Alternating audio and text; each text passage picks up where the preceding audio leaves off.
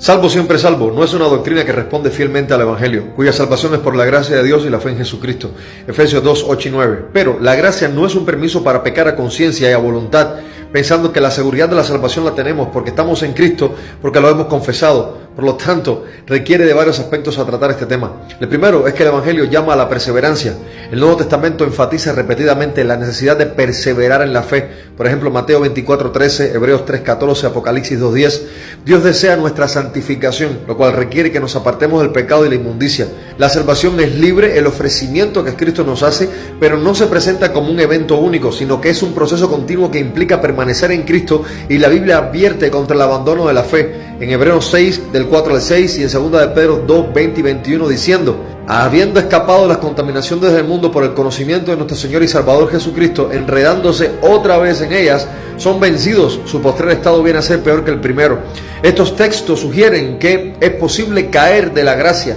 El Evangelio enseña que la fe verdadera produce fruto. Si alguien profesa fe, pero vive en pecado deliberadamente, su salvación está en duda, o sencillamente no es salvo, no la tiene. Mateo 7, 21 al 23. No todo el que me diga Señor, Señor entrará en el reino de los cielos, sino el que hace la voluntad de mi Padre que está en los cielos. Y no se trata de haberlo confesado con la boca. La pregunta es, ¿lo has creído? Juan 15, 6. Jesús dice que los que no permanecen en Él serán echados fuera como ramas secas. La fe genuina está acompañada de obediencia continua. La salvación implica una relación, no solamente un evento, no es un momento exclusivo de confesión de la boca. La salvación en Cristo es un llamado a una relación continua con Dios, no una garantía mecánica de aquellos que confiesan a Jesucristo como Señor, pero sus actos sencillamente lo niegan con un corazón que está lejos de Dios. Mire, si la confesión de la boca no es coherente con los actos de arrepentimiento, entonces el corazón no ha respondido al llamado del Evangelio, porque la boca aguanta lo que se quiera decir. Usted puede decir lo que quiera, pero no se logra un verdadero arrepentimiento ni una fe genuina sin convicción de un corazón que ha creído verdaderamente y ha sido tocado por el Espíritu Santo de Dios. El Evangelio llama a los creyentes a vivir en santidad, y aquel en el cual mora el Espíritu Santo de Dios va a querer vivir apartado de la inmundicia y en el temor de Dios. Filipenses 2:12, ocupados en vuestra salvación con temor y temblor. 1 Corintios 10:12, el que piensa estar firme, mire que no caiga.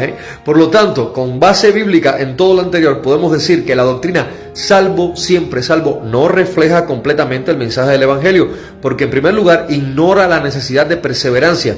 En segundo lugar, no considera las advertencias bíblicas contra la apostasía. En tercer lugar, reduce la salvación a un evento único cuando la Escritura lo presenta como una relación dinámica y constante con Dios. El Evangelio de Cristo llama a la fidelidad, a vivir en santidad y a perseverar hasta el fin. Aunque Dios promete guardar los suyos, los creyentes también tienen la responsabilidad de permanecer en Él, en la gracia de Dios y una fe verdadera en Jesucristo, en un llamado al arrepentimiento, a apartarnos del pecado, la inmundicia, la maldad y a alejarnos de la vana manera de vivir en la cual se estaba antes de la conversión a Cristo, donde la nueva criatura ahora que está en Jesucristo tendrá una transformación y renovación del entendimiento. Así que, mis amados, salvo siempre salvo, Jesucristo es el camino y no va en esa dirección.